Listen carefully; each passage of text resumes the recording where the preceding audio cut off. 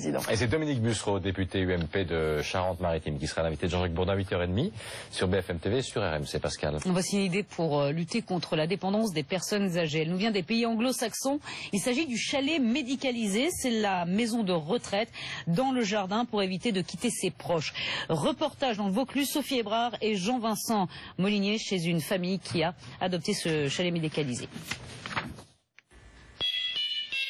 Lorsque le bip retentit, Corinne sait que son père a besoin d'elle. Son père, qui vit non loin de chez elle, dans son jardin même, dans ce studio médicalisé. Pour moi, c'est rassurant déjà, il est près de moi et puis lui aussi, ça le rassure aussi d'un côté parce que les zones de retraite, il n'aurait pas pu. Yves, 67 ans, a été victime d'un AVC l'an dernier. Depuis, son état nécessite une chambre médicalisée. Ce chalet de 20 mètres carrés est entièrement équipé, comme dans une maison de retraite. Là, c'est pratique pour passer avec le fauteuil. Salle de bain, climatisation, sol chauffant. Vous allez tourner la tête, on va refaire juste le pansement qui s'est décollé.